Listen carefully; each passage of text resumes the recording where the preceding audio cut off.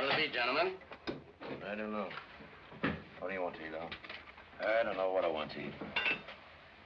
And I'll have the roast pork tenderloin with the applesauce and mashed potatoes. That's not ready yet. And what's it on the card for? Well, that's on the dinner. We'll have that at 6 o'clock. The clock is 10 minutes fast. The dinner isn't ready yet. Never mind the clock. What have you got to eat? Well, I can give you any kind of sandwiches, bacon and eggs, liver and bacon, ham and eggs, steaks. I'll take the chicken croquettes with the cream sauce, the green peas, and the mashed potatoes. That's on the dinner, too. Everything we want's on the dinner. That's the way you work it, huh? I can give you ham and eggs, bacon and eggs, I'll liver take and bacon. ham and eggs. Give me bacon and eggs. One ham and bacon and. Coming up. You got anything to drink? I can give you soda, beer, ginger ale. I said, have you got anything to drink? No. This is a hot town. What do you call it? Brentwood. Ever hear of Brentwood? What do you do here nights? They eat for dinner.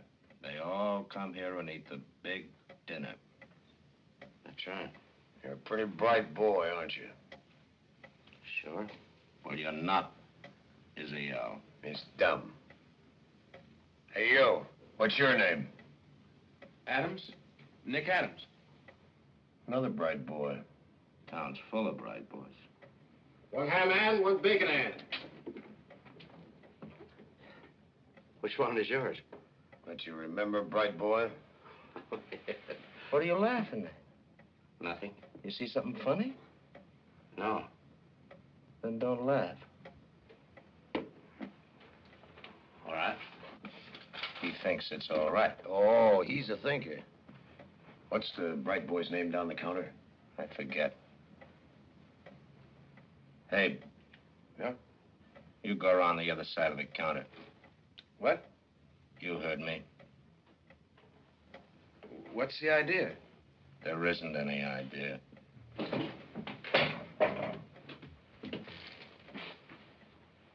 Better go around, bright boy.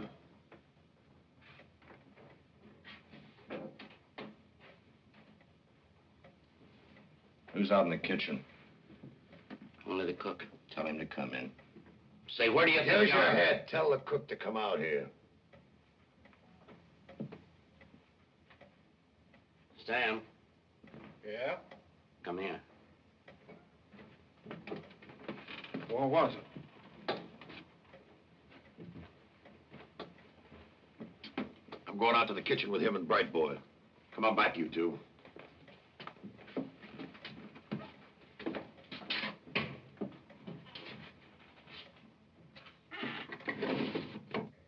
Anybody comes in, you tell them the cook is off. What's it all about? Hey, Al, bright boy wants to know what it's all about. Well, why don't you tell him? What do you think it's all about? I don't know. What do you think? I wouldn't say. Hey, Al, bright boy says he wouldn't say what he thinks it's all about. Hey, you. Come here. I tell you what's gonna happen. We're gonna kill a Swede. No big Swede works over at that filling station? You mean Pete Lund? If that's what he calls himself. Comes in every night at 6 o'clock, don't he? Yes, if he comes. We know all about that. What are you going to kill him for? What did Pete Lund ever do to you? He never had a chance to do anything to us. He never even seen us. He's only gonna see us once. What are you going to kill him for? We're killing him for a friend. Shut up, you talk too much. I gotta keep bright boy amused, don't I? What are you going to do with us afterwards? That'll depend. That's one of those things you never know at the time.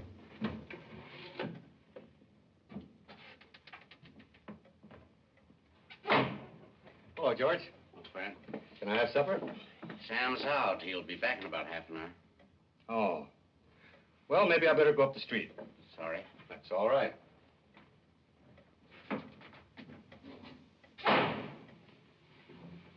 That was nice, bright boy. You're a regular little gentleman. Lund won't be in tonight. What makes you think so? It's after 6. If he comes, it's always before 6. Hear that, Al? Bright boy says he don't think the Swede's gonna show up.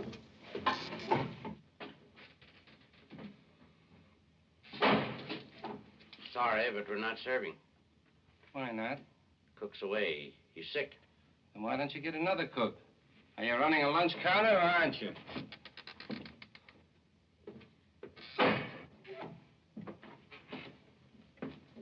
You, bright boy. That on the level about the Swede not showing up tonight? Yeah. You wouldn't fool us, would you? When he's not here by 6, he's not coming. No, he ain't fooling. He'd know better than to fool. Come on now. What about those two back there? Bright boy here. They're all right. Think so? Sure.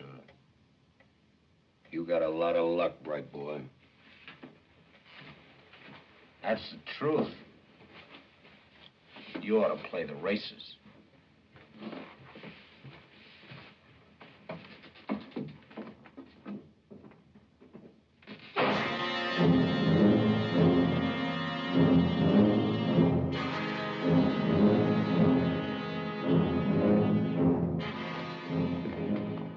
Oh, dear.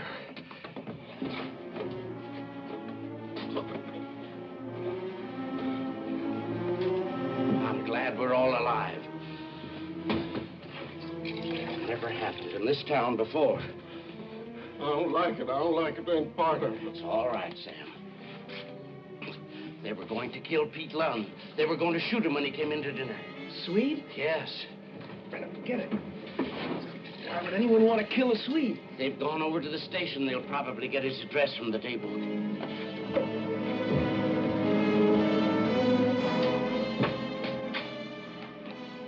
Nick,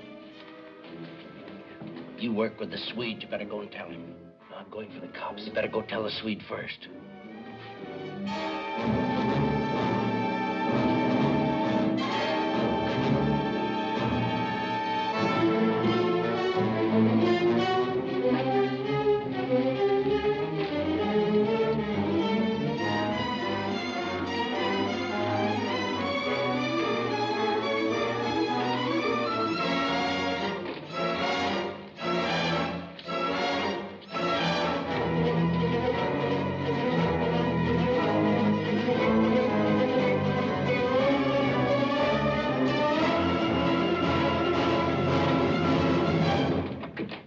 Swede.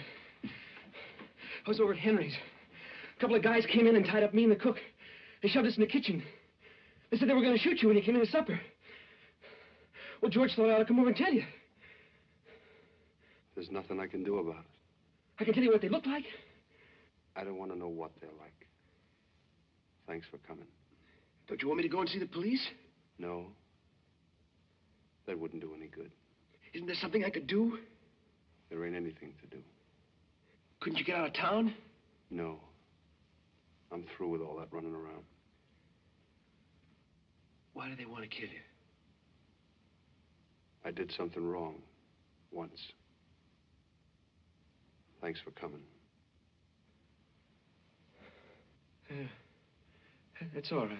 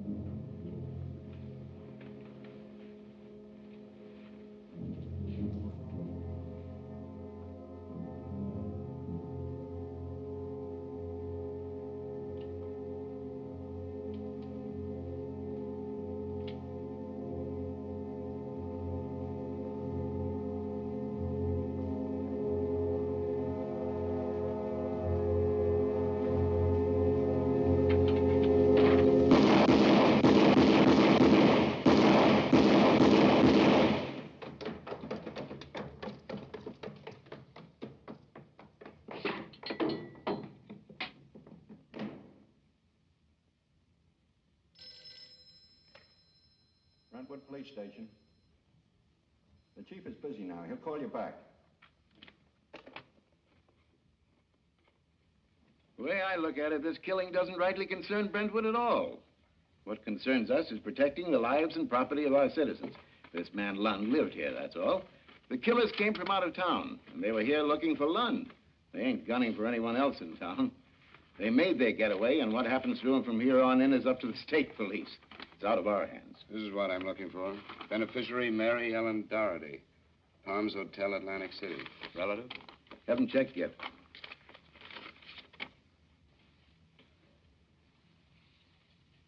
Souvenir, I guess. Yeah, could be. What do you know about Lund? Not much. Came here about a year ago. Lived at a boarding house out on Spruce Street. Mrs. Hirsch's. Never made any friends as far as I can make out. Kept pretty much to himself. Ma Hirsch says she can't ever remember him getting any mail even. Well? They weren't any of these guys. That's for certain. These two boys saw the killers. They came into Henry's diner looking for Lund. Said right out they were going to kill him when he came in. Just happened Nick Adams was in the place that night. He and Lund worked together at the filling station. Well, I ought to be getting back on the job. If you're done with me for now, I'd better go. You can go. Say, Adams, what kind of a fellow is the Swede? It's okay, Nick. Mr. Reardon's from the insurance company. Oh, he wasn't a bad sort of fella. You got along with him all right on the job? Sure, easy enough to get along with. Uh-huh. Think I'll have a look at the body. Right. Nick, you take Mr. Reardon down to Pluffner and introduce him. Mr. Pluffner's in charge of our county morgue. Thanks. I'd like to have a little chat with Nick anyway. Anything else I can do, let me know. Well, I'd like a copy of the report on Lund's fingerprints as soon as you get it from Washington. I'll send it right on to you. Fine. Mind if I keep this? Keep it, sure. Thanks again. Tell me, Nick, the last time you and the Swede were together...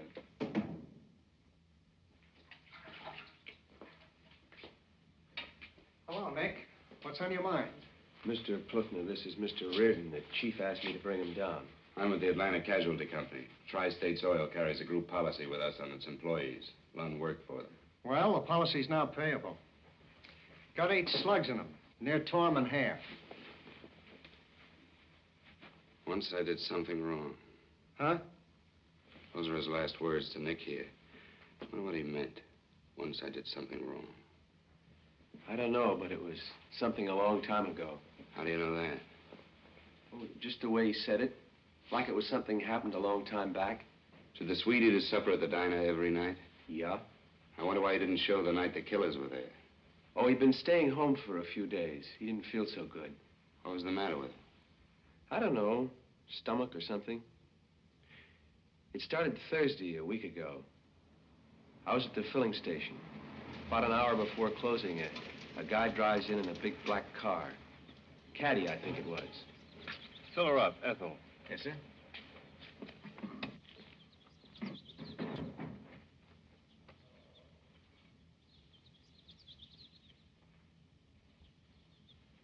Hey, you.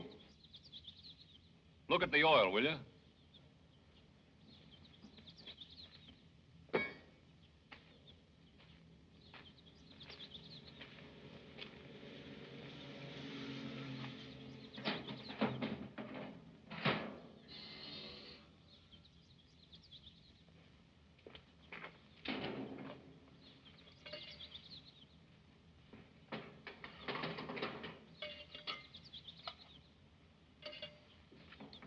It's okay. Check the rear tires. Yeah. Wipe the windshield.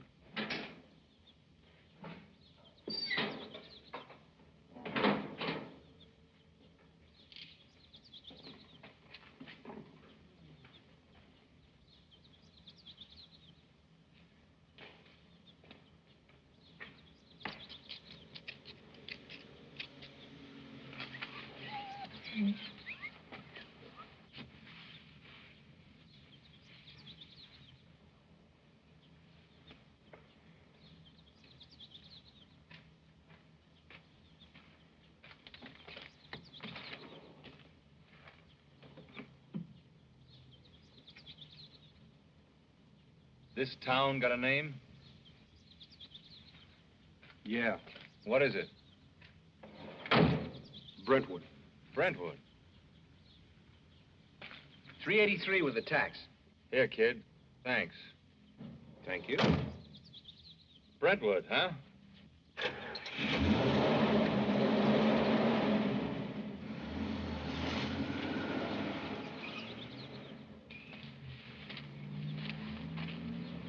Nick, you close up. I'm going home.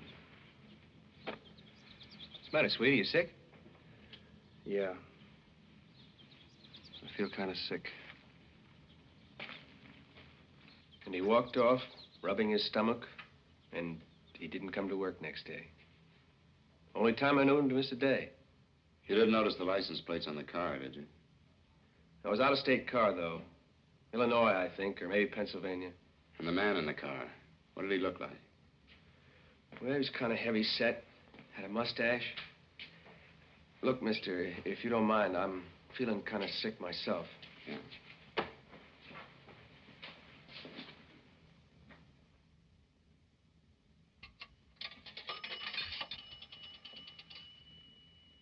I want to call Newark, honey. Market 3, 2600.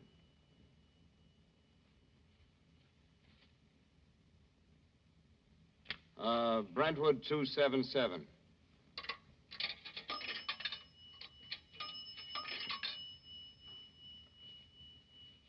This is Reardon. Let me have my office, please.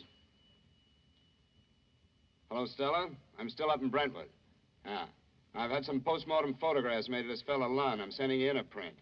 He's got broken knuckles, a fighter's hands. Have one of the boys take the picture over to Kelly's gym. See if anyone there can identify him. Give me anything you can on the guy.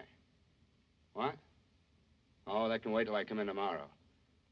Well, tell the boss I've taken a run down to Atlantic City. I want to interview Lund's beneficiary. Around here, Mr. Reardon, we all call Mary Ellen Queenie. She should be here any minute. She's usually home from church by now. Well, there she is.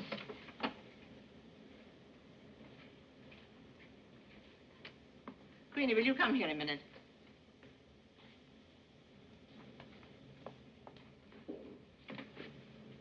This is Mr. Reardon. Hello, Queenie. Thank you, Mrs. Grimes. Sit down, Queenie. Thank you, sir. I have news for you. It may be good, it may be bad, according to your feeling for the deceased. Oh, did somebody die, sir? Pete Lund. Who, sir? Pete Lund. Oh, I know no one of that name. Now, you must have known him, Queenie. You're his beneficiary. Is what, sir? His life was insured for $2,500. It's payable to you. Oh. Oh, there must be some mistake. Nobody would believe in me that much money. Well, there aren't any other Mary Ellen Dohertys employed here, are there? No, sir. Oh, him it is. Who? Oh, the man in 1212. But his name was never Lund. It was, Nelson. That's who that is. That's Mr. Nelson. And you only knew him as a guest in the hotel? Yes, sir. Oh, but that was years ago. The year of the hurricane, 1940, that was. I remember because it was when my sister's youngest was born. Was it a natural death he was dying, Mr. Red? No, Queenie. He was murdered. Murder, you say? How long did Mr. Nelson, as you call him, stay here?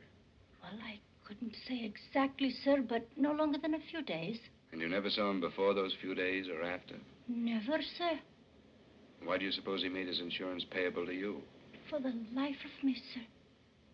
Murder it was. Poor Mr. Nelson. Well, there's one thing to be thankful for. He can sleep in consecrated ground. What do you mean by that? The sin was not on his own soul. Why did you think he'd killed himself? Well, sir, now, maybe I shouldn't be telling it. No, go ahead, Queenie. Well, sir, I was making my rounds. I was on night duty then, turning down the beds. And I came into 1212. It was a sight to behold.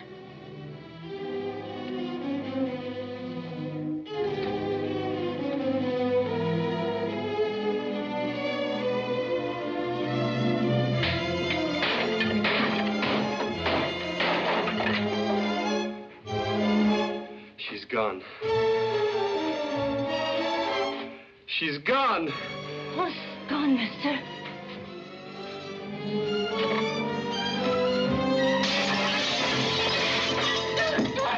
Mister, don't! Please, mister. Or if you did, you'd never see the face of God. You'd burn in hell to the end of time.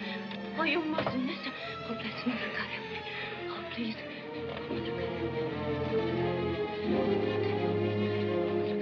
She's gone.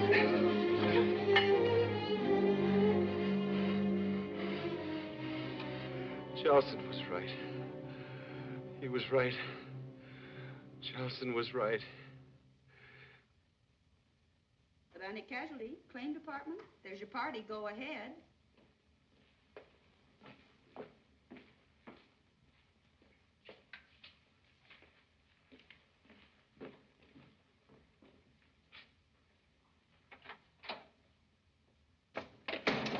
Good morning, Stella. Good morning, Dream Boy. Mr. Kenyon wants to see you. What about the Swede? Pete Lund. Oh, my notes aren't transcribed yet. Uh-huh.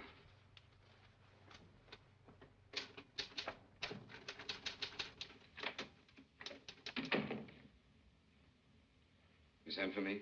What are you working on? The Lund case. Like one of those $2,500 death benefits? That's right. Forget it. There's a damaged freight claim came in. Ever hear of anyone called Charleston? Charleston. There was a petty larceny thief. Why? Does a green handkerchief decorated with golden harps mean anything to you? What are you talking about, a green handkerchief?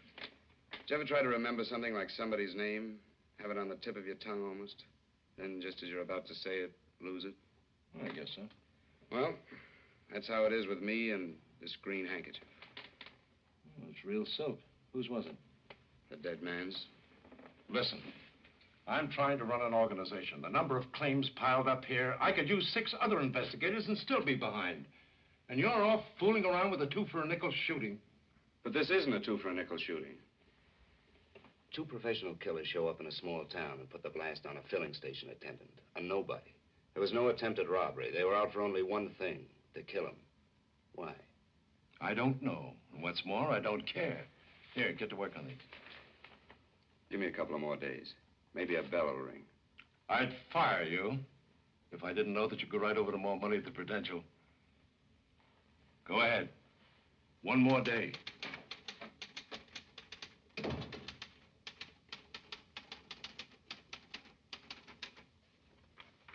Never mind typing it up. You can do that later. Read it to me, huh? Kelly's Gym was a good hunch. Real name, Ole Anderson. Born Philadelphia, June 23rd, 1908. Mother died 1909. Father employed by Philadelphia Transit Company, died 1916. Started fighting professionally in 1928. Weight 173. Last fight, Philadelphia Sports Arena, October 1935. I knew those hands were no accident. 3 years later, October 1938, arrested in Philadelphia for robbery. Sentenced to 3 years of hard labor by Justice Reardon. Released for good behavior in May of 40. That's all I could get. That's enough.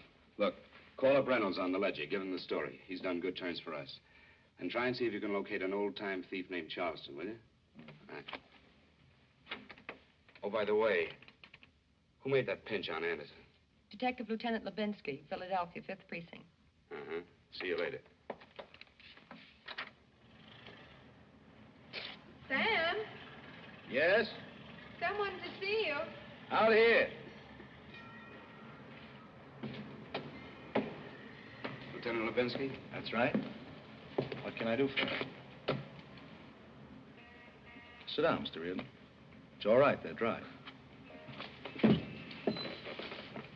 I don't know whether you remember, but you once arrested a man named Ole Anderson. I remember. And he's been murdered. You sure with your company? Yes. Okay, what do you want to know? Anything you can tell me. I can tell you almost everything about Ole up until the last few years. This was his stamping ground? Came from the 12th Ward, right here in Philly. Both of us did. His old man and mine worked together. His was a motorman, mine a conductor. Ole and I ran around together when we were kids. I joined the department, he started fighting. We always kept in touch. And you put the pinch on him? When you're a copper, you're a copper. Seems like I was always in there when he was losing. Did you ever see him fight? I don't think so, not that I remember. It's pretty good. Take an awful lot of punishment. Yeah, I saw his first fight and I saw his last. Though I didn't get there till the start of the last round. He was fighting Tiger Lewis. Hi, Lieutenant.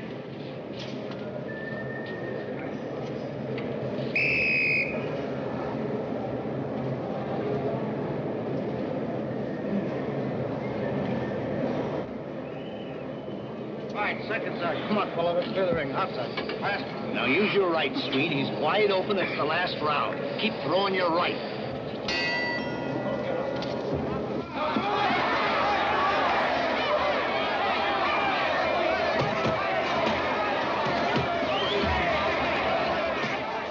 Oh, Swede. You got a chance? He's getting murdered. Can't last.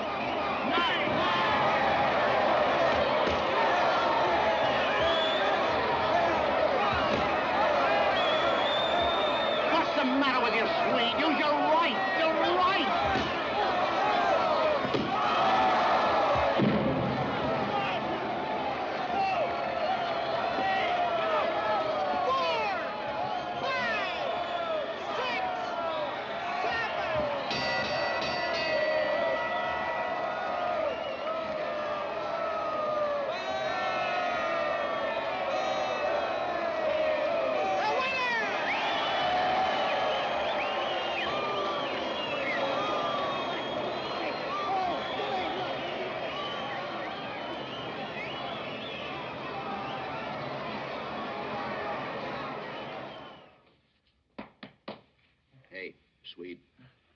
Swede, do you know who I am? Who am I? You're... Say who I am. Who am I? Say my name. Take a look at that hand. Gee, no wonder he didn't throw his right.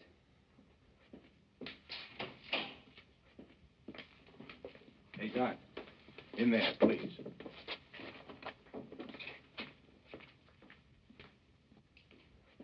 Take a look at this.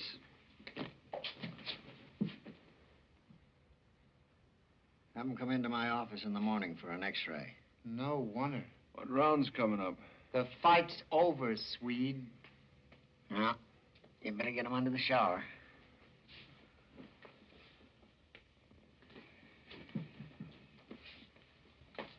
He's fought his last fight. Yeah, just my luck. Well, he wasn't no Mickey Walker nor no Rosenblum, but he'd have done all right. I figure I'm out about 10 G's. That ain't hay for me these days. How you doing, Audley? What happened? You were on the deck when the bell rang. Yeah? See that he gets hot and cold compresses on that hand tonight to take the swelling down. Swelling down, swelling up. Don't make no difference now. Oh, cheer up, Packy. There's more where he came from. 10 G's is 10 G's. How'd you like that Irish kid that was fourth in the card? That Callahan.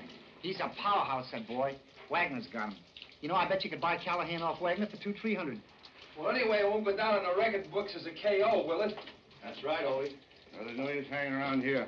I never did like wakes. Good night. Night. Yeah, good night, fellas. I bet you that Callahan will get you 10 G's back for you.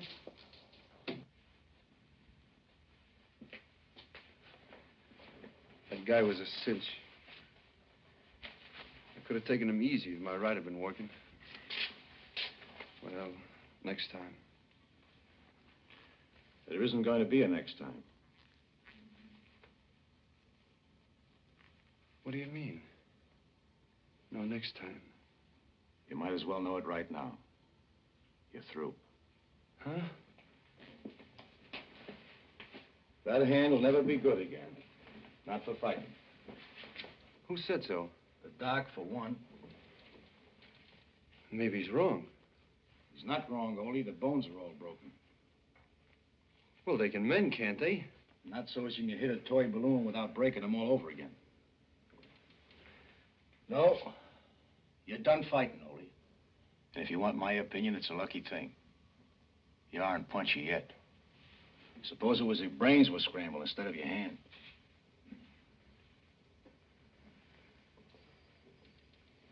I ain't quitting. It's not quitting if your hand's gone.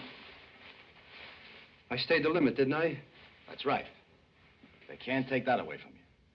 Want to eat? Yeah.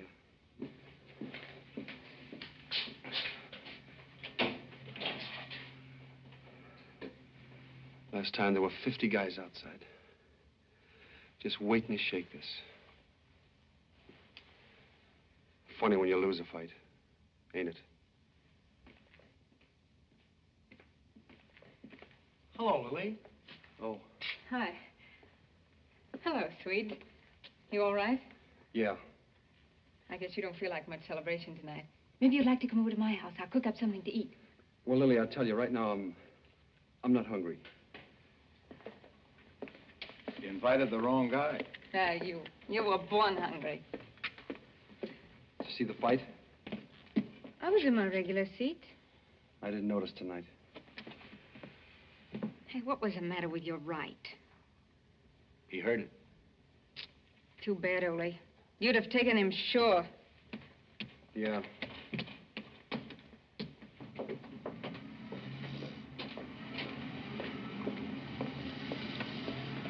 Well, Lily, I know, Ole. Guess I better be going on home. Yeah, I'll call you up tomorrow. Okay. Good night, Sam. I'll be seeing you, Lily.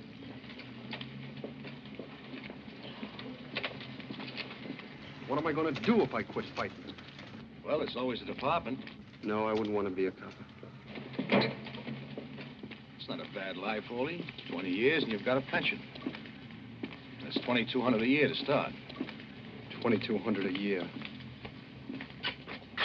You know something? Some months I made that much in 1 month. Some months.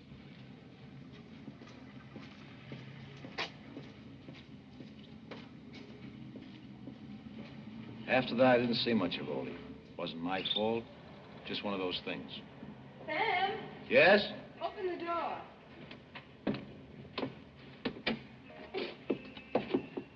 It's getting muggy. Mm-hmm. Thought you might like some lemonade. Swell. This is Mr. Reardon, my wife. How are you? We were just talking about Ole. Poor boy. You knew him, Mr. Reardon? No. Mr. Reardon is investigating his death. He was a good boy. No one had any call to kill him. Lily knew Ole, too. The three of us were together a good part of the time. She was always in love with him. Sam. And I was always in love with her. Worked out fine, for me anyway. I haven't been too unhappy myself. How recently had you seen the Swede, Mrs. Levinsky? Oh, not since Sam and I got married. Just about 9 years ago, September the 26th. Ole was best man. It was about 6 months before that Ole and I, well, stopped seeing each other. Just about. Why was that? I don't mean to be out of line, but your husband will tell you we have so little to work on. Anything may help. Oh, I don't mind telling you. It's not very flattering. Ole and I had a date to go to the movies. At least, I thought that's where we were going. Until we went into this hotel.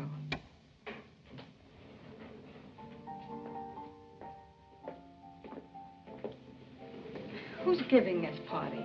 Some guy lives here. Jake gave us the invite. Jake who? Jake, the fella I introduced you to in the restaurant the other night. Oh. I don't like him. Why? He's got mean eyes. Him and me may be going into business. Look, honey, you go on ahead. I got a headache. Since when? Oh, come on. You'll have a good time.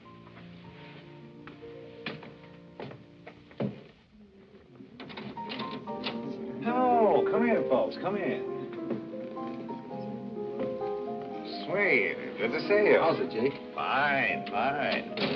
And it's good to see the little lady, too. What was your name again, honey? Miss Harmon. Oh, Miss Harmon, swell. Blinky, you know the Swede. Oh, Miss Harmon, Blinky Franklin. How do you do? At the piano, Lou Tingle, and our hostess, Miss Collins. Kitty, Mr. Anderson and Miss Harmon. Hello. What are you drinking, Miss Harmon?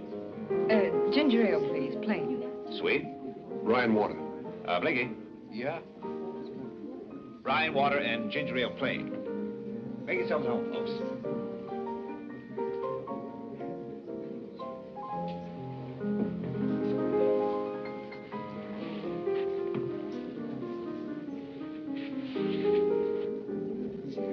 Jake tells me you're a fighter. Do you like the fights? I'm afraid I've never seen one. No kidding. I hate brutality, Mr. Anderson. The idea of two men beating each other to a pulp makes me ill. I saw all Swede's fights. How wonderful of you. I could never bear to see a man I really care for being hurt. Kitty? Oh, excuse me.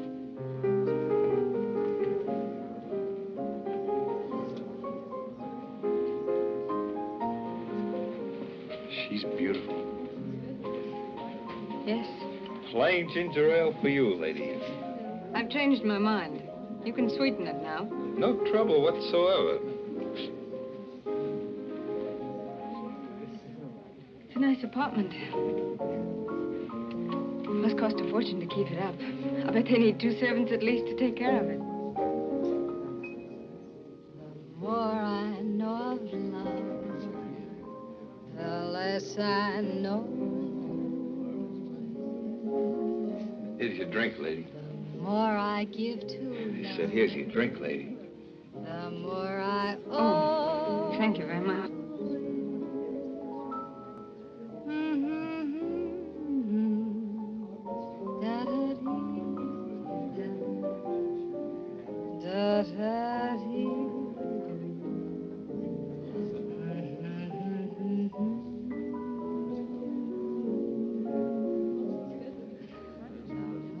Sit down.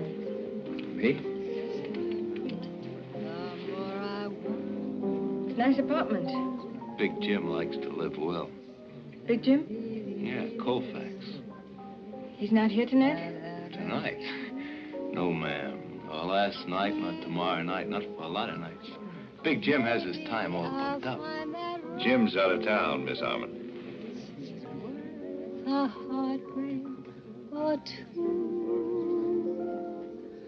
The more I know of love.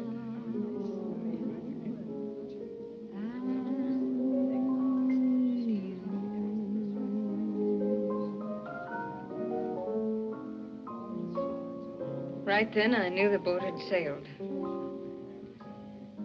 I just got my things and went on home. I don't think Ole even missed me. He'd never been in love before. Poor Ole. When he did fall, it had to be for dynamite. Who is Big Jim? Colfax? A thief with a touch of class. Was in jail at the time. Went straight after he came out. That was 7, 8 years ago. And the Swede went crooked? I know what you're thinking, Mr. Reardon. I seem like a good deal of a heel, don't I? First, I marry Ole's girl, then I send him up for 3 years. Oh, now, don't talk nonsense, Sam. I wasn't Ole's girl, not when I married you. And you didn't set out to arrest him. That's right. Lil and I had been married about a month then. And one night I went into Lou Tingle's cafe. I'd been given a tip on some hot jewelry.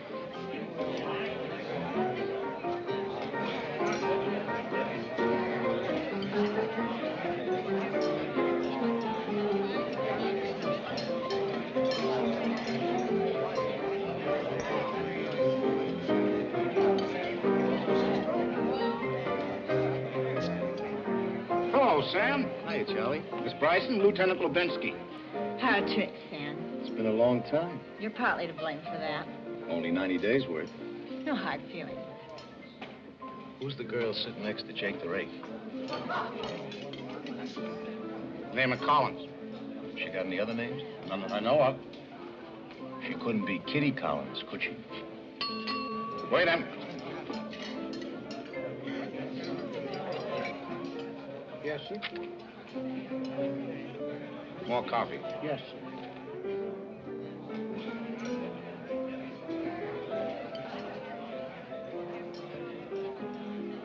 She's Big Jim Colfax's girl, isn't she? Or used to be. Ole Anderson's girl now, or so I hear.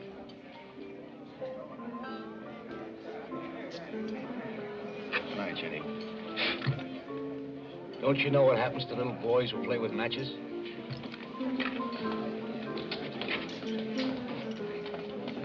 Just a minute.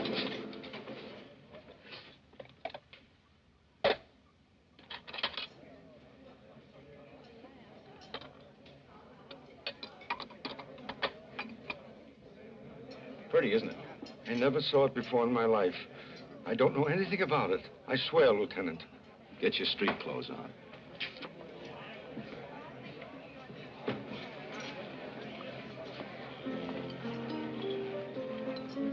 This belong to you? That?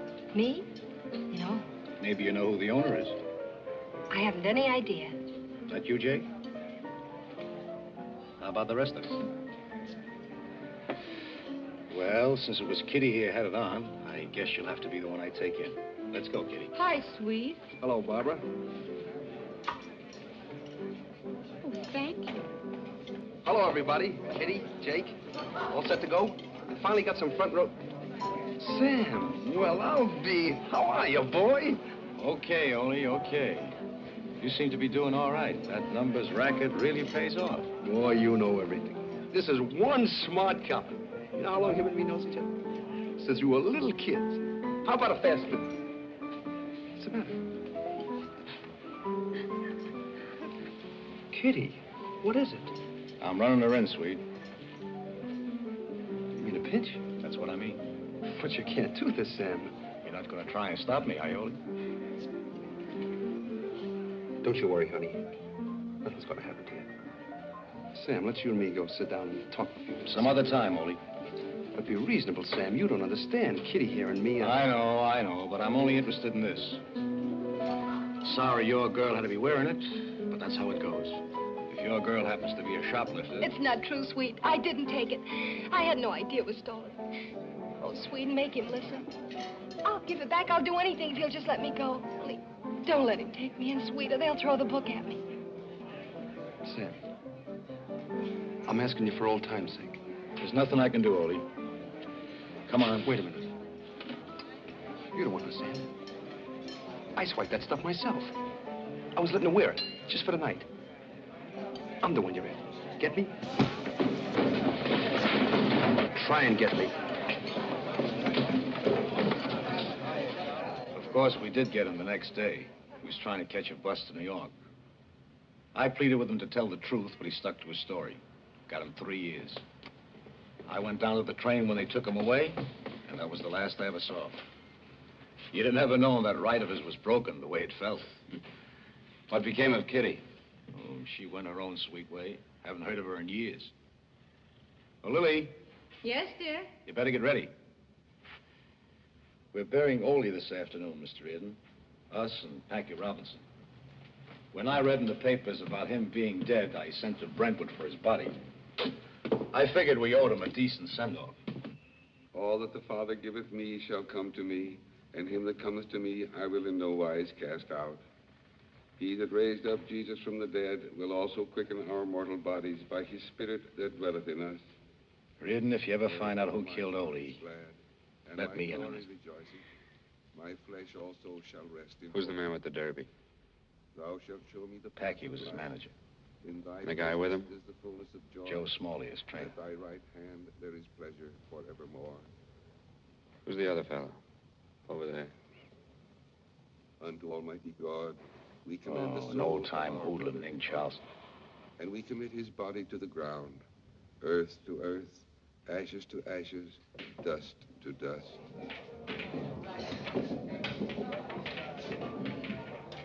Charleston don't talk, see? Even if he's worked over head to foot by experts.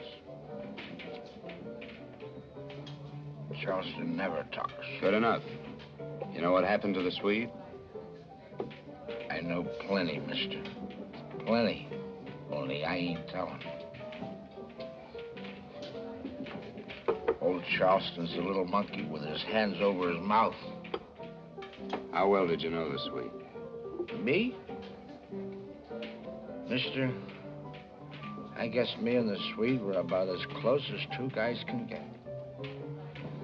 For nearly 2 years, we weren't never more than 8.5 feet apart. That's how big the cell was.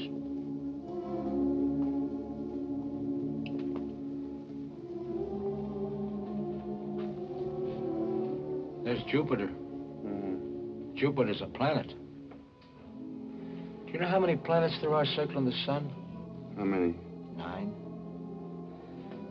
Jupiter's to the Earth like a football is to a marble. That big. And on the other hand, Mars ain't no bigger than a bean. That's small. How come you know so much about the stars?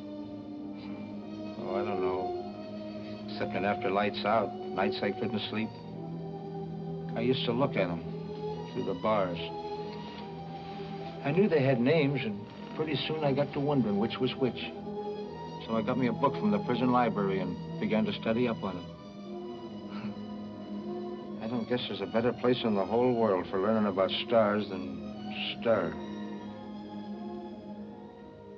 That up there's the constellation of Orion. Where? There. Otherwise known as the Big Bear. You see that bright star in the center? That's Betelgeuse, the red giant. The brightest star in all the heavens. Only it's so far away, it don't seem like it. Charleston. Yeah. You know what harps mean? Angels playing. They mean island. That's why they call them mixed harps. Kitty's Irish. She'll give me this. A couple of more weeks, you'll be out. Yeah. I want you to do something for me. You name it. It's been a long time since I heard from Kitty. Yeah, I know. Look her up. See if she's okay, will you? Sure thing. Maybe she's sick or something. I'm worried. Swede, I studied up on girls times I wasn't in stir. And you know what? A girl don't write. That don't mean she's sick like you might think. Not necessarily. Yes, sir. I guess you'd say I knew the Swedes real well.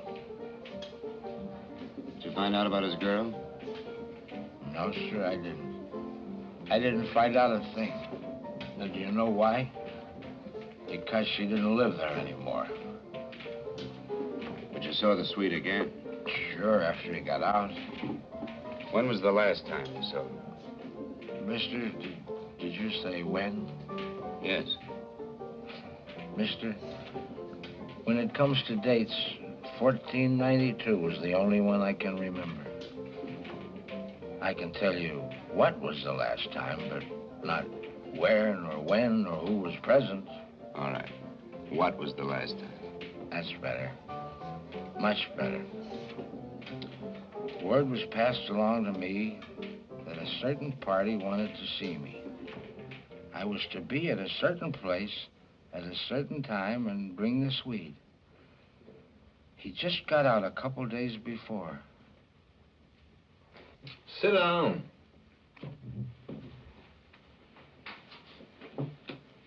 Never knew a guy was in stir more than 10 years, didn't walk up and down all the time. Well, it ain't that. It's just I get nervous sitting still. Well, we get nervous. You're walking up and down all the time. What are we waiting for, anyway? Want to play some blackjack? With you, I don't. I know your reputation. What about my reputation? Nothing about it. I just don't want to play blackjack with you, that's all. Cut for deal. Anyhow, I didn't come up here to play cards. You were going to tell us about a caper. Go ahead.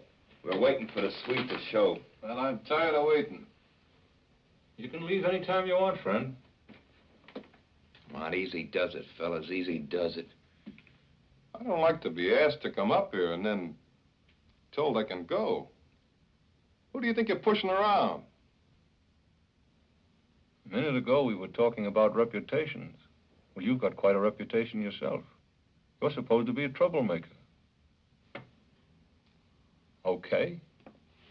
Make some.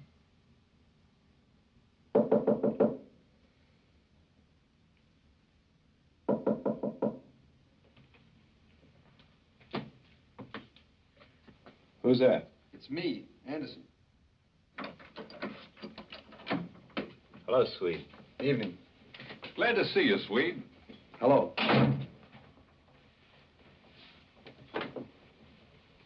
How are you, Charleston? Hello, Swede.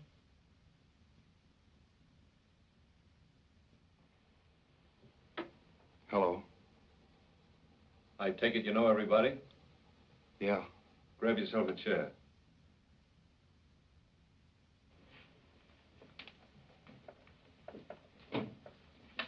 Now the Swedes here, maybe we can get started. Yeah, what's the pitch? It's big. The biggest caper that's been pulled around here in years. Should be good for better than 250 grand. Bank job? Payroll. Where? I'll tell you that when you decide whether you're in or not. I might decide. I don't know what the layout is. That's your problem, but I'll tell you this. The job's been cased backwards and forwards. The getaway's been fixed, and we've got 10 days to plan every last move. Would just us be in on it? What'll the split be? I take the first 100 grand, the rest you divide to suit yourselves. Who declared you in for the big slice? I declared myself. If you don't like the setup, declare yourself out. And no hard feelings. And what about her? She's with me. It's a four-way split now without you. What about it? Well, I meant provided the rest of us share and share alike. No more long splits. Okay by me. You? You twitch a lot, friend. Nervous, huh? Carrying the monkey on your back, ain't you? I was. I'm not anymore. Is that straight? He wouldn't be here if it wasn't. Okay. I'm in. Charleston? Count me out. What's the matter? Oh, I don't know. It's Something about the setup you don't like? maybe it's too big. I don't get you. If it's as big as you claim, it's not going to be any easy pickings. Nothing that big ever is. And that's what I want from here on in. Easy pickings. Could just as hard with you if you had taken for sticking up a shine parlor. Yes, that's right, but the chances of being taken aren't as many. I don't know. Maybe I'm just getting old. It's like you were saying before the Swede come in. I've done a lot of time. I've spent almost half my life in stir. And I don't intend to spend any more. Okay, Charleston. So long. So long. No offense. No offense. What about you, Swede? I'm in. Right. So long, Swede. Be seeing you, Charleston. Do you want a word of advice? Huh? Stop listening to those golden harps, Swede. They can land you into a lot of trouble. What are you driving at?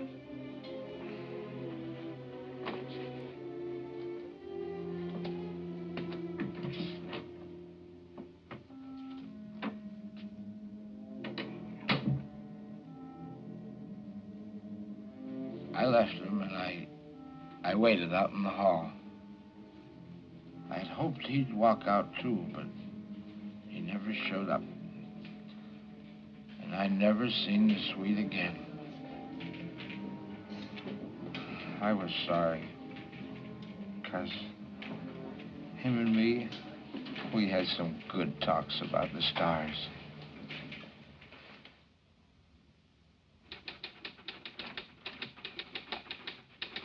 Good morning, Stella.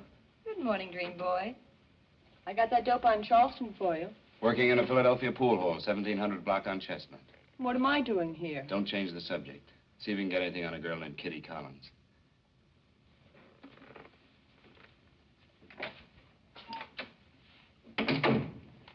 Well, the bell rang.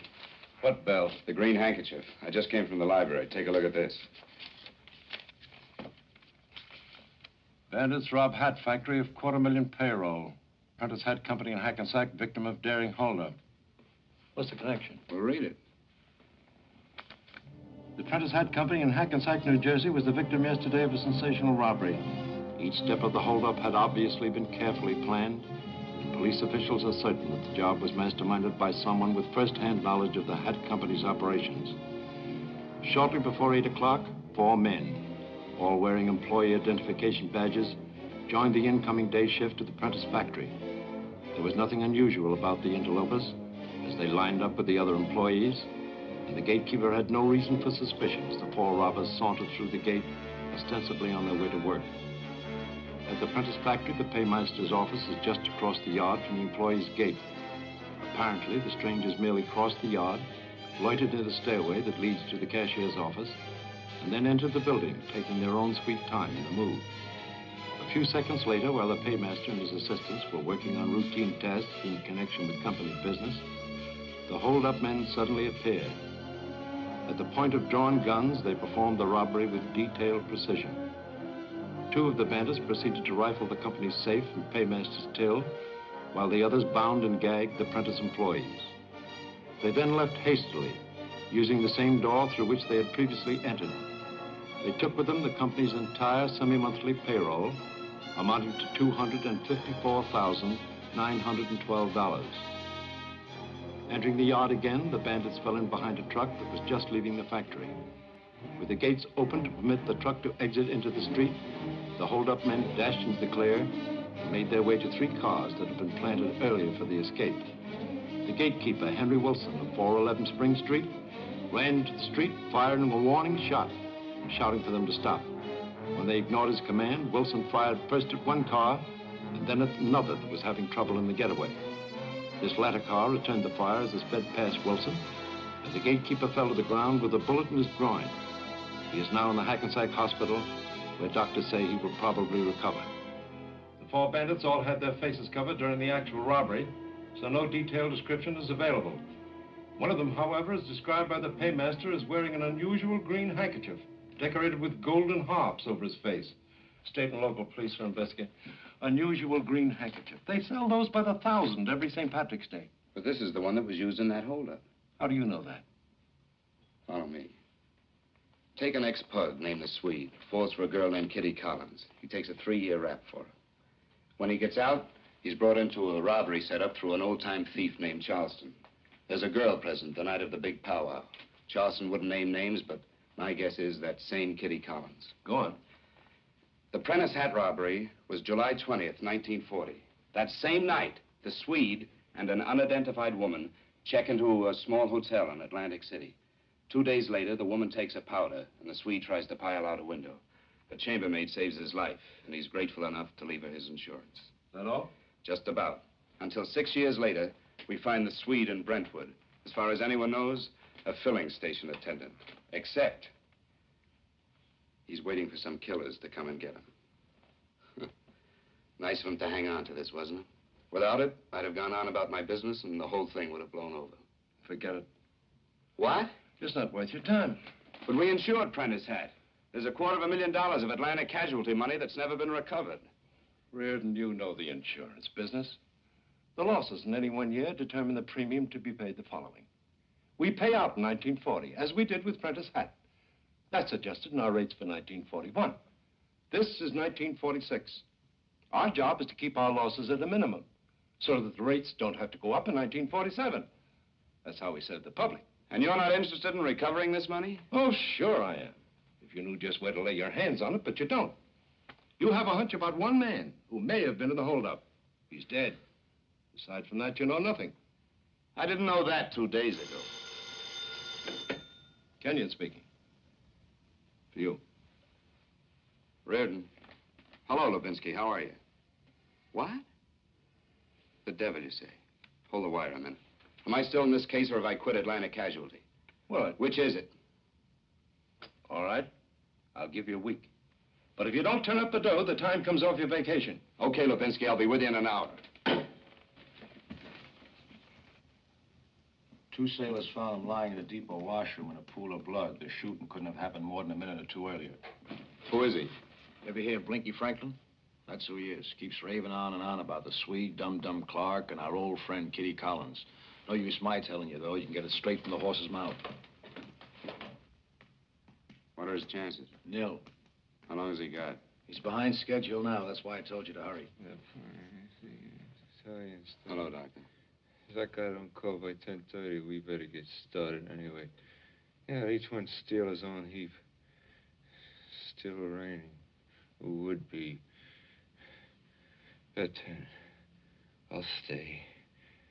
I never was in a hat factory before. He ain't in this one yet. He's talking about the night before the Prentice hat robbery. Give me 2 cards. I'll take 3. If this rain keeps up, it'll be mud up to the axles on hick roads. How many miles of dirt road is it to the halfway house? I don't like anything about capers in the rain. Rain always gives me the creeps. I hate rain. I hate rain. One for the dealer. 11 miles to the halfway house, Blinky. Yours and Dum Dum's route. A kid with a pot. Need him. Well, how about it, boys? You got all the moves straight in your minds now? We ought to. We've been over it often enough. Why don't that guy call?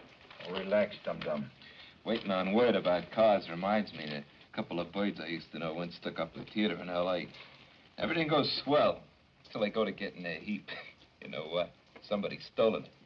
The traffic cop shoots one of the birds dead up an alley in back of the theater.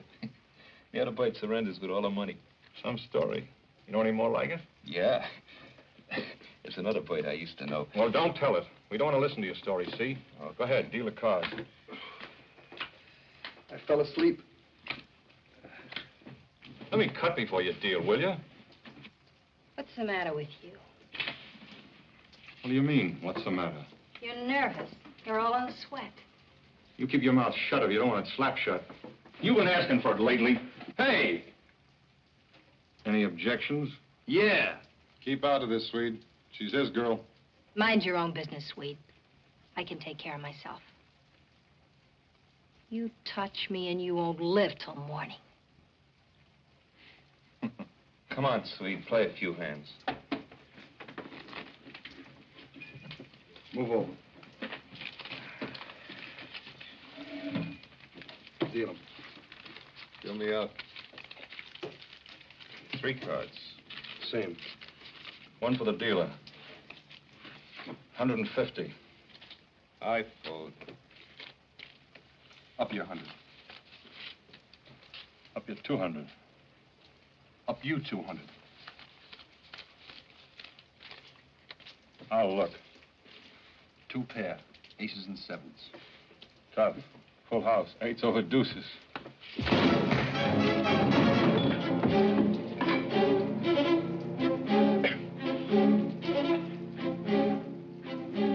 Reach for that and I'll kick your brains out. What did he hit him for? I don't get it. Nobody can cheat me and get away with it.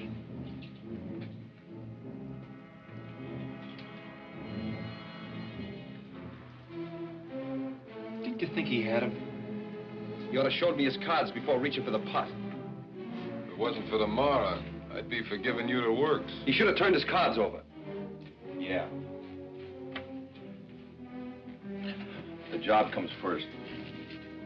But afterwards, we'll have business together. Anytime you say.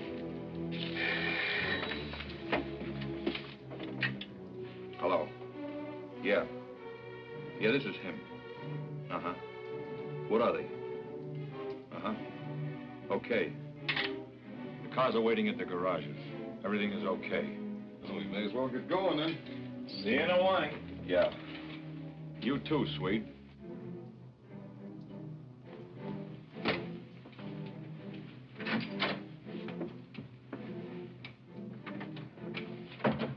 He shouldn't have hit you.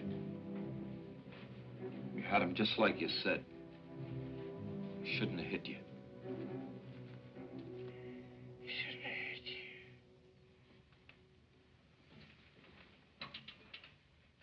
Beats me. I don't know what keeps him going.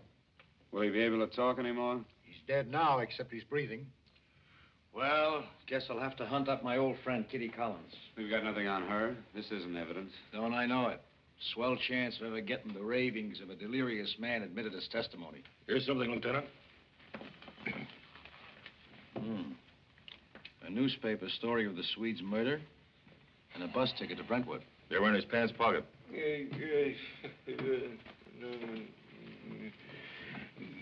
Step on it. Can't you get any more out of it than this?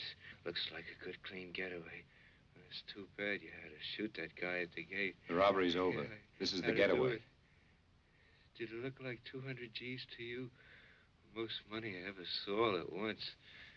Wonder if the others are planning the same luck we are. They should be. They got away before we did. I guess the Swede made it all right. I seen him running for his heap, and nobody was between him and it. Sure, he got away. Keep your eyes peeled for Polk Road.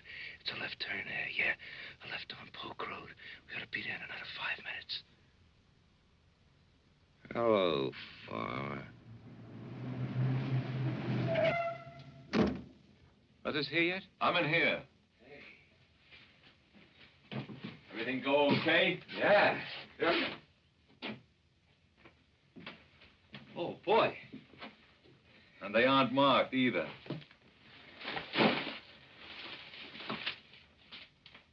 No use standing around looking at it. Let's start counting. Stand back, you.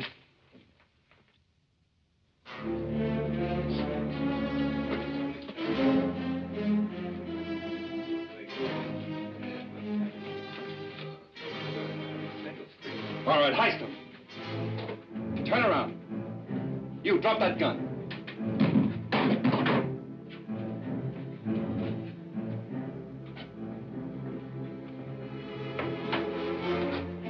Up against the wall. Put your hands up, higher.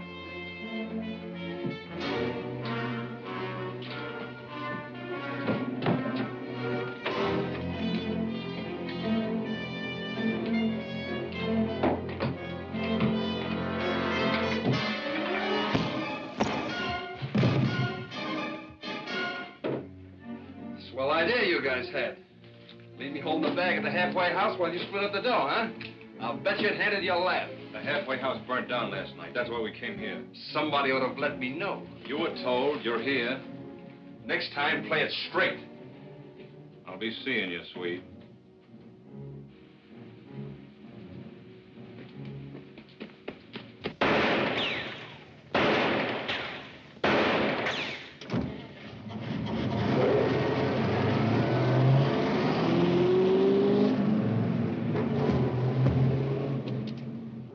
There goes $250,000. $250,000. $250,000.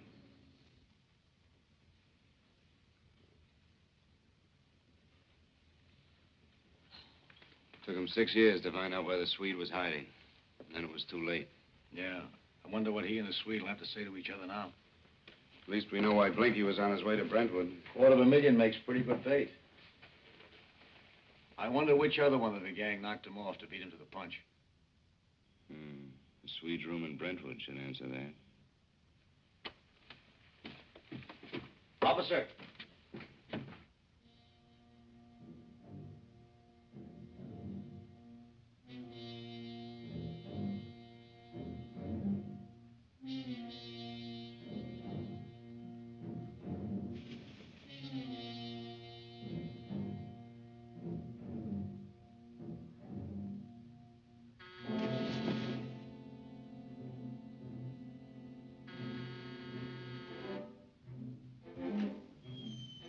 What is it?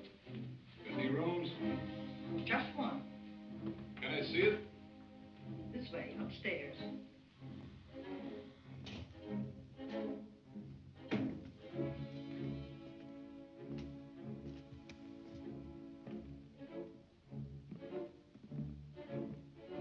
Just got in town. Fellow runs the lunchroom down the street. Said that you had a roomer here. Name of Lunn. Something like that. Said he died. Thought the room might still be empty.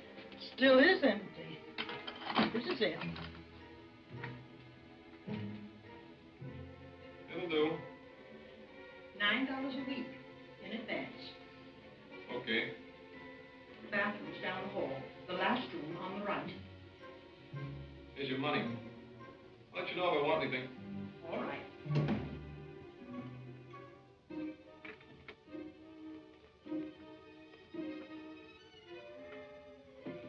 Is that the man? I'll go call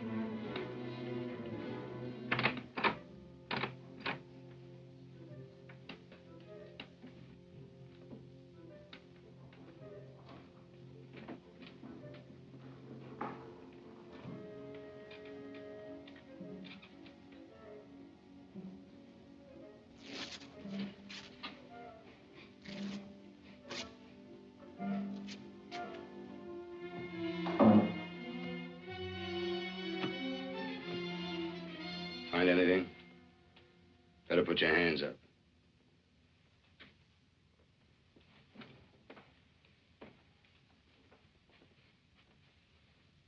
What are you after? Same thing you are. Money from the Prentice hat caper. Where do you come in? I know about it. That's enough. How do you know about it? Blinky Franklin told me. Blinky's dead. I know. Sit over there.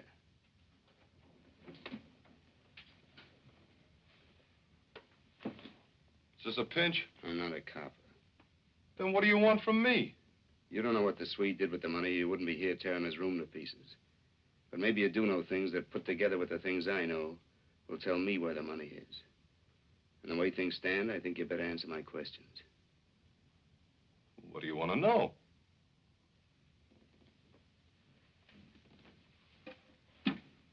Why did you meet at the farmers after the robbery instead of the halfway house as you'd planned? Well? That caper was a long time ago. Come on, Dum Dum, you remember. Halfway house burned down the night before the caper. Uh-huh. And who picked the farmers? Mister, you want to know too much. Dum Dum. Blinky was killed with your special kind of a bullet out of a .45. A gun just like this. You making a deal? I can't see you have anything to lose either way. Who picked the farmers? Who do you think? I'm asking, you're answering.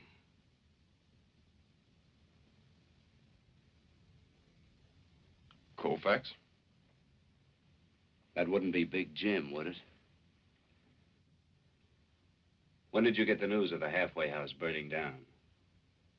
We'd all split up by then. We weren't going to meet until next morning at the factory. Colfax knew where we all were. He sent us word about the change. Who by, Kitty? What time? She got to my hideout around midnight. At the farmers, when the Swede stuck you guys up, he claimed he hadn't been told about the switch. How else would he have known to come to the farmers? Did you kill the Swede? Not me. I never could find him. I didn't know where he was at until I read in the papers about his getting it. Who did kill him? You got me. It wasn't Blinky or me. We were after the money. Would we knock off the one guy who could tell us where it was? And you killed Blinky so he couldn't get here ahead of you? I'd have split with him. I didn't want him to come here. He might have got picked up. Those kind of guys will blab anything if you work on them right. Okay if I smoke? Yeah. By the way, what's become of Kitty Collins? Kitty? Let me see now. Last I heard of Kitty... Okay, mister. Now it's your turn to answer the questions. What'd you want to know about Kitty? Come on. Now I'm asking. You're answering. I think she knows where the money is. How do you figure? The Swede and some girl checked into an Atlantic City hotel the night of the holdup. 2 days later, the girl took a powder. I've got an idea the dough went with her. What makes you think it was Kitty? She was Colfax girl. I'm not arguing with you.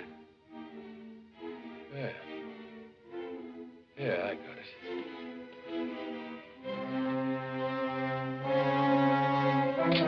You're making a sucker play, Dum Dum. The cops are outside waiting for you. I'll take care of the cops.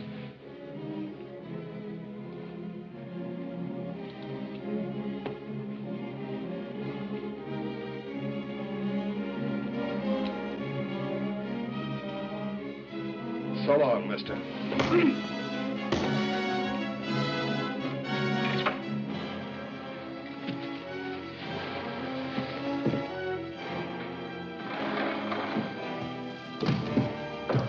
There's a man on the roof.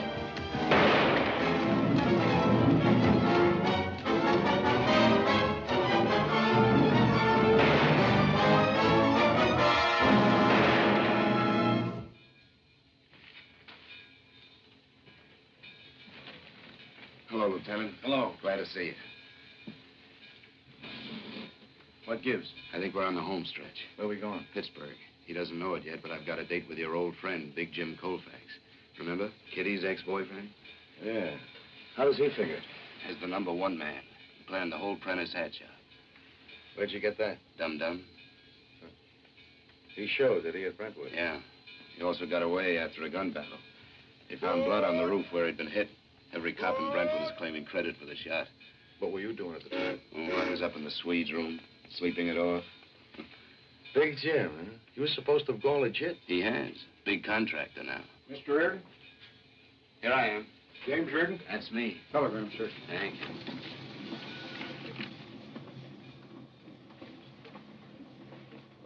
Answering your query, halfway house fire, July 20th, 1940 at 2:53 a.m.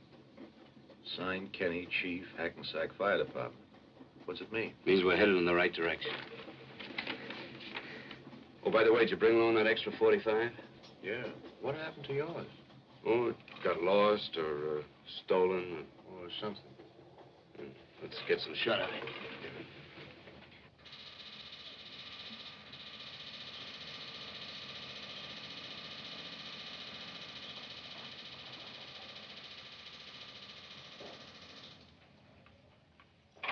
Mr. Colfax? Yeah. Not interested in insurance, Mr. Reardon. I'm not a salesman. I'm investigating the death of a man named Ole Anderson, alias Pete Lunn, but best known as the Swede. I don't remember any of those names. Work for me? You could call it that. How long ago? 1940. Huh. Hunting season starts pretty soon. I never missed the first day. I learned that Anderson was a member of a gang that once robbed the Prentice hat factory of about $250,000. Oh, yeah, I remember reading about that. They all got away, didn't they? The law never caught up with any of them. Not so far. Most of them turned out to be unhealthy. The farmer died from natural causes. The Swede and Blinky Franklin were both killed. Dum Dum went back to Brentwood and got shot in a fight with the police. You know who else was in the gang? You were. Me? No, brother, you're on the wrong track. I'm an honest citizen. Seems to have paid off pretty well. I've got no complaint. People around here, the businessmen and all, they know I serve time. They don't hold it against me. They figure if a guy's trying to level, he deserves a helping hand. Nice speech, Colfax. Solid. Look, Reardon, if you're trying to pin anything on me, go right ahead. I got nothing to hide. That's your opinion. Anyhow, I haven't got one shred of evidence against you. Nothing but hearsay. Frankly, it's not you I'm interested in. I want to find out what's become of a girl named Kitty Collins. You remember Kitty? Yeah, I remember Kitty. Maybe I'm not telling you anything, but it was Kitty Collins and not the Swede that reaped the golden harvest. How do you mean? When the gang met to divvy up after the robbery, the Swede pulled a fast one, walked off with the whole take. No wonder he got blasted. That same night, he and Kitty were together in Atlantic City. She walked out on him a couple of days later. The money disappeared when she did. Is that on the level, Reardon?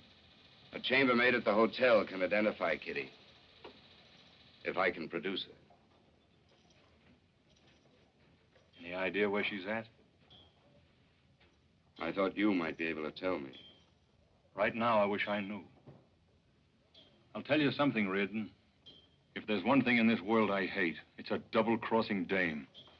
That guy, what's his name, the Swede? Never had a chance, did he? Any one of the gang that ran onto him would have been sure to knock him off. You might say Kitty Collins signed his death warrant.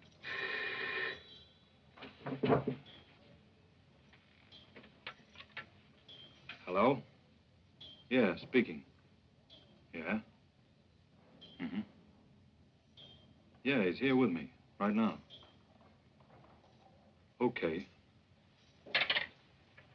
A fellow named Jake the Rake. Asking about Kitty? Yeah. I sent out word that she had till 10 o'clock tonight to get in touch with me. All right, take what I know to the police. So long, Colfax. Glad to have met you. Say, Reardon, if you do run onto her, let me know, will you? After you're through with her, I'd like to have a word or two with Kitty myself. We got some unfinished business. I wonder if that chambermaid can really identify Kitty. After 6 years, not a chance. But Colfax fell for it. I think Kitty will, too. You know what I think? I think we're nuts waiting here for that dame to call. She'll call. Deuce will get your force. She won't. I haven't been on the force all these years for nothing. I know more about women.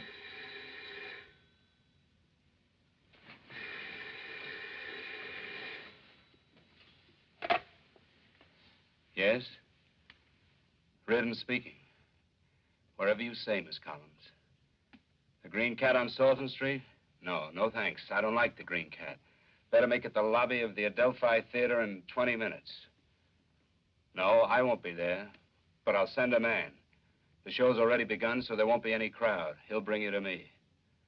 Look, there'll be no police. I want to make a deal. If you're pinched, that ends that. Figure it out for yourself. Good. The man will be waiting. Blue suit, bow tie.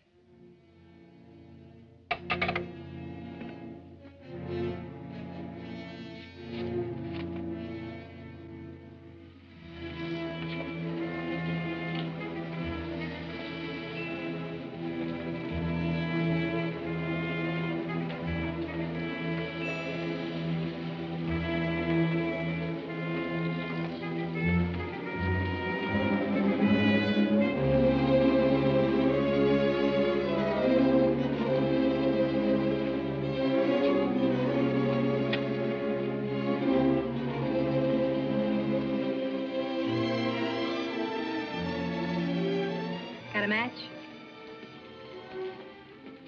Never mind. I only wanted to see your tie. I'm ready. We'll take a cab.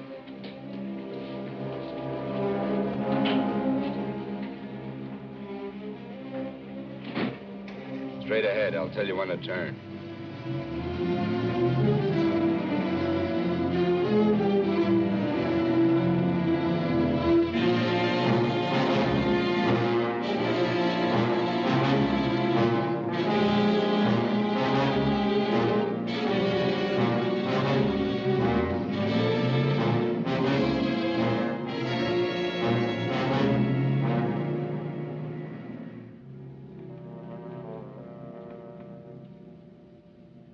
Where's Reardon?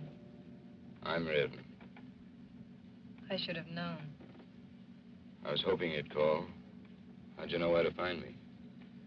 A voice from the past, Jake the Rake, called me. I took the first plane for Pittsburgh. Right at the next corner. Where are we going? The Green Cat on Salton Street. Thought you didn't like the Green Cat. Only when I'm not expected.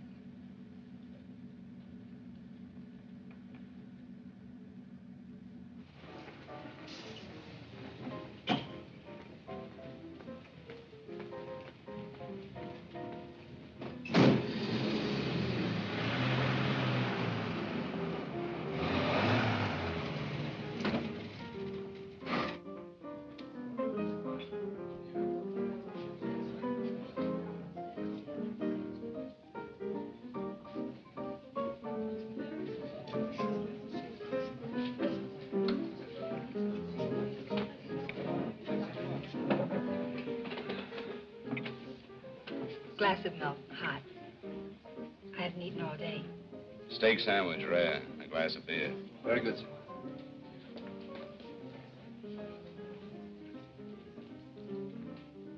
Well, how about it? How about what, Mr. Reardon? The $254,912. You think I have it? For your sake, I hope so. I'm not the law. My job is to recover money that the company I work for is out. The money's gone.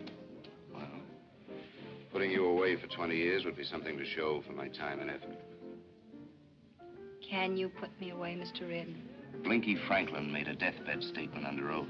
There's no stronger testimony. And there's a chambermaid in an Atlantic City hotel that has a memory for faces. Well? Oh, there's no use kidding myself. I'd do anything you wanted. Give you every penny I could lay my hands on. How many pennies is that? Well, I might be able to raise 65, 70,000 at the most. Not enough. all I could possibly get together. I'm not stalling, Mr. Reardon, not now. I know when I'm beaten. I'm fighting for my life. Not Kitty Collins' life, but mine. I have a home now and a husband. I've got a life worth fighting for, and there's nothing in this world I wouldn't do to keep it just the way it is. Well, we might still be able to do business if you put a prize in with a crackerjack. What do you mean? I want a fall guy for the law. Who would that be? Colfax. Even the old Kitty Collins never sang, Mr. Reardon. Well, I'll be moseying along. Do I tell the police where you live and what time you'll be home? Oh, no, please wait. What is it you want? That's better. Who planned the robbery? Colfax. Was the Swede in love with you? I hadn't seen him for a long time, but the minute I laid eyes on him, I knew. He was always looking at me. And it doesn't sound like very much, but he always carried a handkerchief I'd given him. Green? With golden harps?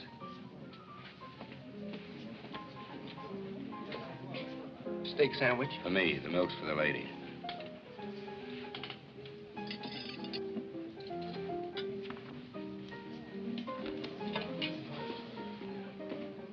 Mr. Reardon, I'd like you to believe something. I hated my life. Only I wasn't strong enough to get away from it. All I could do was dream of some big payoff that would let me quit the whole racket. The Swede was my chance to make my dream come true. If I could only be alone with him for a few hours. But Colfax was always there. I thought it was hopeless. And then suddenly my chance came. You mean the burning down of the halfway house? Colfax sent me to tell the others what had happened, and that they were to meet at the farmer's instead. I went to Blinky Franklin first, and then to Dum Dum. I saved the Swede till last. It was nearly 2 in the morning when I got there.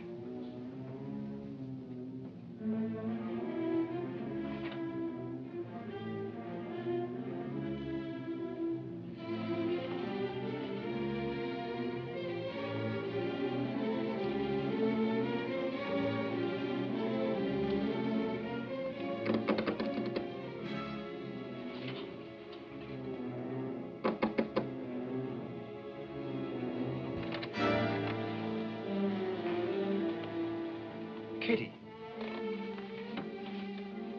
What's up? I'm taking my life in my hands coming to you like this. But I just couldn't stand by. Not after what you did for me that time in Philly. Forget that. Why are you here now? Colfax thinks I'm on my way to New York. He's meeting me there tomorrow. But I just had to come to you, Swede, and tell you. Tell me what? They're planning to double-cross you. Who is? Colfax and the others. They don't intend for you ever to get a smell of the money from tomorrow's job. How do you know that? Colfax sprung it tonight on Dum Dum and Blinky right after you left. First, he called your names and said dirty things about you. And then he sprung it. What if they were not to go to the halfway house after the robbery? You'd go there, but they'd be someplace else, and so would the money. What did Blinky and Dum Dum say? They fell right in with the idea.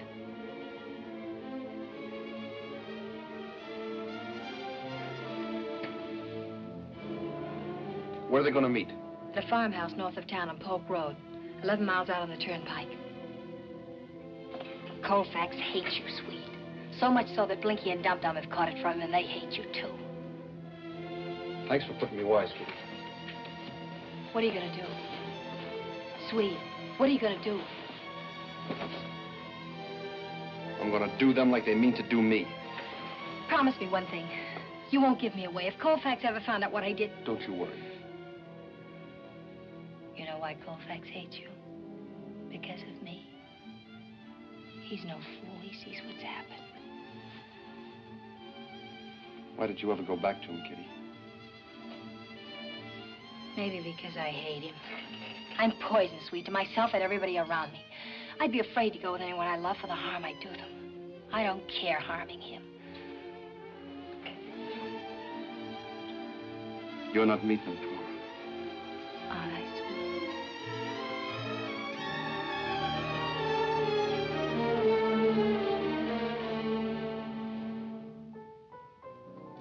And that's it, Mr. Reardon.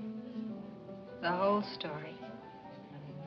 I knew then that by night the Swede would have the money. All of it. And it all worked out. He met me right after he left the farmer's place. We drove down to Atlantic City. As soon as you could break away, you left them flat. I'd like to have known the old Kitty Collins. You were in the clear because no one knew you'd been with the Swede. You had nothing to fear from anyone.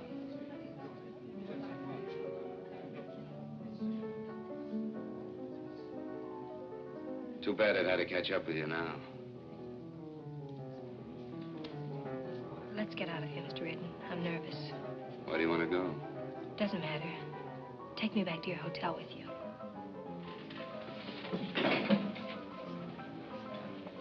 I'll powder my nose. I'll wait for you. Don't go away.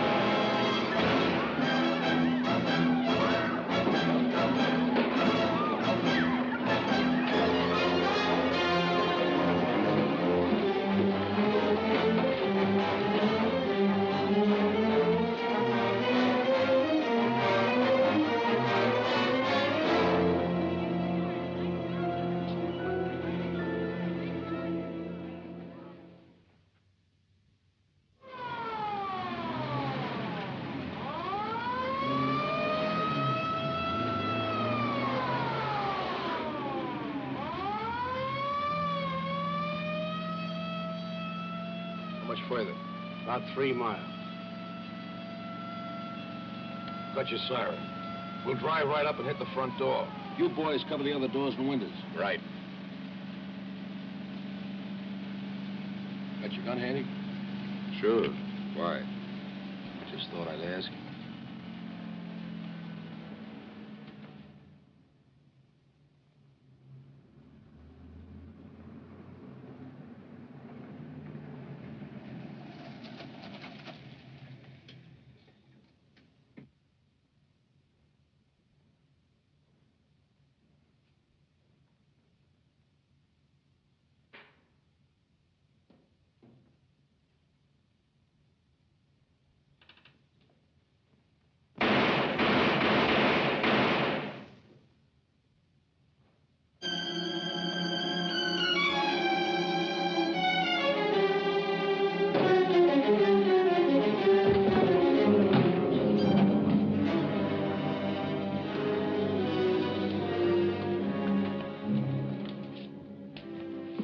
Dum Dum.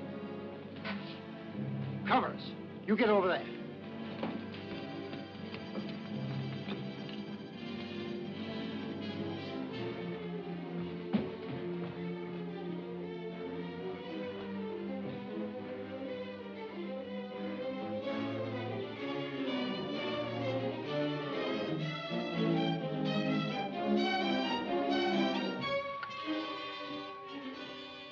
Operator, this is a police call. Get an ambulance out to 792 River Bend. Fast. Ambulance won't do any good. Sorry, Colfax. I'd hoped to beat out Dum Dum. I wanted you alive. How'd you figure it, Reardon? Dum Dum tipped me. He said Kitty brought him word at midnight about the changed meeting place. The halfway house didn't burn down till nearly 3 in the morning. That meant Kitty had a partner. And who could he be but you?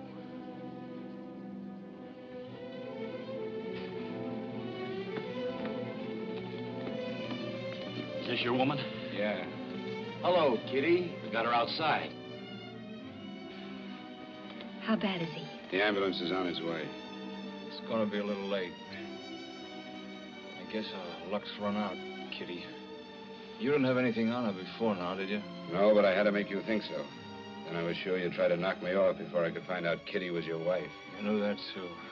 Married people can't testify against each other. Otherwise, I'd have tried playing you off one against the other, instead of making myself a target for those gunmen of yours. Give me a cigarette, will you?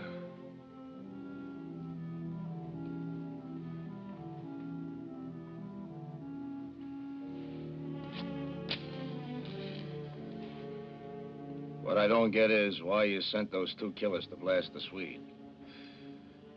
He wasn't doing you any harm there in Brentwood. Why didn't you let well enough alone? I couldn't. Suppose one of the gang ran into him, same as I did. They were after the money. You had a chance to tell his story, and that would have been the end of it. They knew Kitty and I were married, and they'd have seen through the frame-up. Anyhow, if I hadn't had him knocked off, he'd have wondered why and begun thinking. Jim! Jim! Tell him I didn't know anything. Jim, listen to me. You can save me. Jim, do you hear me? Tell them I didn't know those gunmen were coming. Say, Kitty is innocent. I swear, Kitty is innocent. Say it, Jim. Say it. It'll save me if you do. Don't ask a dying man to lie his soul into hell. Kitty is innocent. I swear, Kitty is innocent. It's no use, Kitty. Your would-be fall guy is dead. Come back, Jim. Tell them. Come back. Save me. Jim. Kitty is innocent. I swear. Kitty is innocent. Kitty is innocent. I swear. Kitty is innocent. Kitty is innocent. And the Swede never knew his girl had gone straight back to Colfax with all the money. As for the others, they had no idea she'd ever been away from Colfax. Have I got it all straight? Right. And Colfax framed the whole thing just so he wouldn't have to split the take. The double cross to end all double crosses. Yeah. And just to think, none of this would ever have come to light if it hadn't been for a $2,500 death benefit. Uh-huh. Well, I suppose you're waiting to be congratulated. It's the job. Owing to your splendid efforts, the basic rate of the Atlantic Casualty Company, as of 1947, will probably drop 1/10 of a cent. Congratulations, Mr. Reardon. I'd rather have a night's sleep. Why don't you take a good rest? I must say you've earned it. This is Friday. Don't come in till Monday. Thanks.